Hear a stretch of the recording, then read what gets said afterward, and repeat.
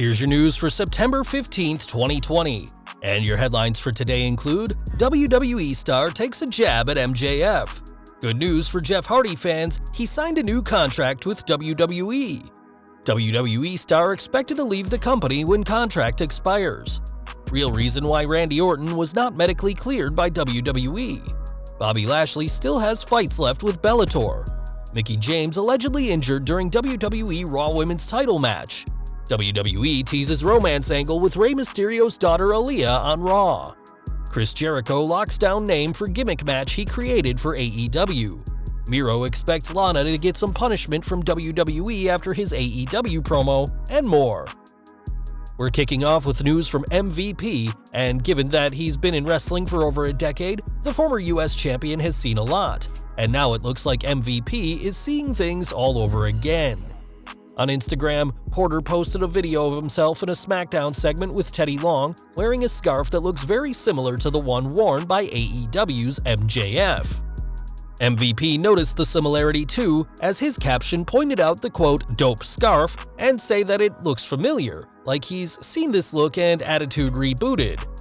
Fans quickly figured out that this was a jab at MJF, who is coming off a loss to AEW World Champion Jon Moxley at All Out, and we'll have to see whether the arrogant star starts showing up to Dynamite in Lycra jumpsuits in due time.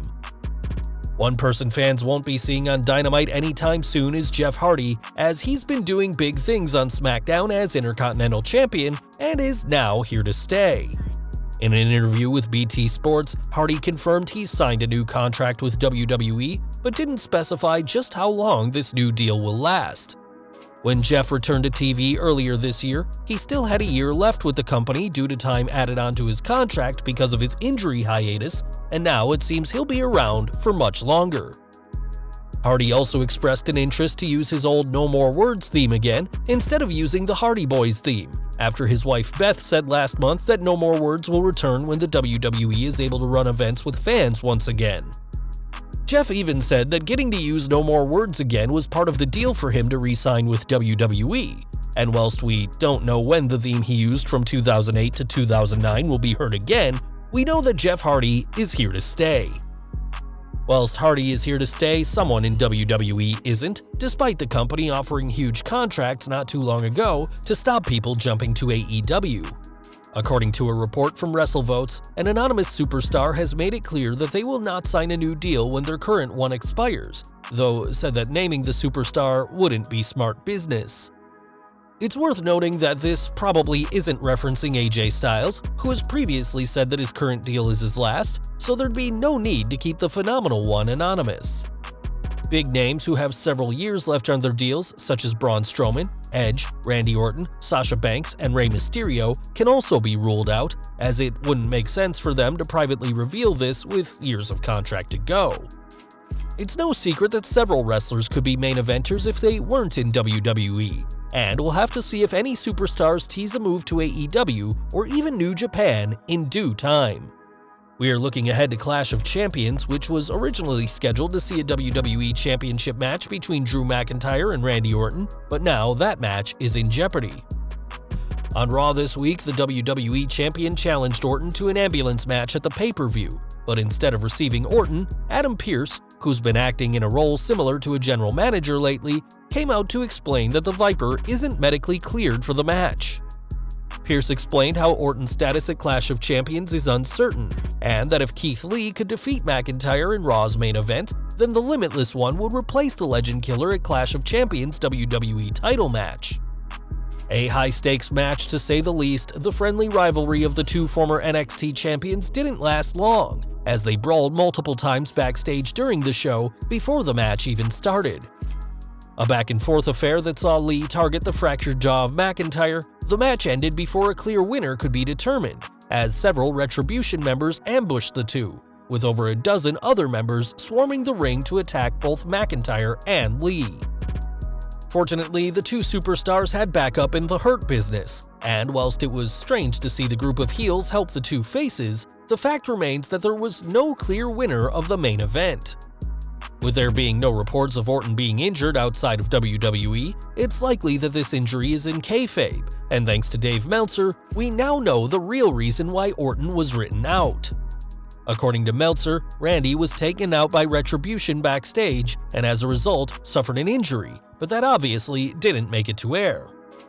With no clear victor on this week's show, it seems a triple threat ambulance match at Clash of Champions could happen, and although that could lead to some epic moments between McIntyre, Orton, and Lee, we're not too sure how those stipulations combined would work. We're entering the Octagon next, as though Bobby Lashley is doing big things in WWE as United States Champion, his contract with Bellator still has some fights left on it. According to TV Insider, Lashley said he'll continue to fight in MMA as long as he can, adding that he just spoke to the Bare Knuckle Fighting Championship about doing a bare knuckle fight, and also revealed the caveat on his MMA contract, saying, "When I signed my Bellator contract, I had an out clause for the WWE. It said if WWE alone offered me a contract, they would relieve me from the Bellator contract. Bellator MMA president Scott Coker is an amazing guy. The fact that he gave me that contract was just incredible." Time will tell whether fans see Lashley return to Bellator, who also recently contacted free agent Brock Lesnar about coming in, and given that Lashley has said for years that he hopes to fight the Beast, that match may finally happen, just not in a WWE ring. Now, you never know what can happen when you step into the ring, and during this week's Raw Women's title match, something definitely went wrong. In the finish of the match, the referee called for the bell, with the announcer stating that Mickie James could no longer continue, and on Twitter, Mick Foley said he'd heard that James injured her shoulder, explaining the quick and awkward ending, which Lance Storm noted that he thinks the ref said her shoulder popped out. It's a shame that Mickie's first title match in 3 years ended this way, and hopefully the former women's champion will be able to get another shot at the gold when she's fully recovered. Speaking of championship matches, the Clash of Champions pay-per-view is taking place on September 27th, and the one night of the year where every main roster title is defended just got a new match. 2 weeks ago on Raw, the Riot Squad won a #1 contenders match with the Iconics, and it was confirmed on last night's show that the women's tag team title match will happen at the pay-per-view. Currently, the women's tag team titles are held by Shayna Baszler and Nia Jax, though that team is bound to explode any time now, and if it happens on September 27th, we could see new women's tag team champions. This week's edition of the Red Brand also saw Rey Mysterio's daughter Aalyah return to the show alongside her mother, and it looks like WWE could have an interesting idea for the 19-year-old. After being attacked with kendo sticks by the Mysterio family last week, Murphy had an equally bad time this week, as after Seth Rollins defeated Dominic in a steel cage match, the Monday Night Messiah beat down his disciple at ringside. As Aalyah passed Murphy, she sympathetically put her hand on his arm, teasing that WWE may be going for some kind of romance angle between the two.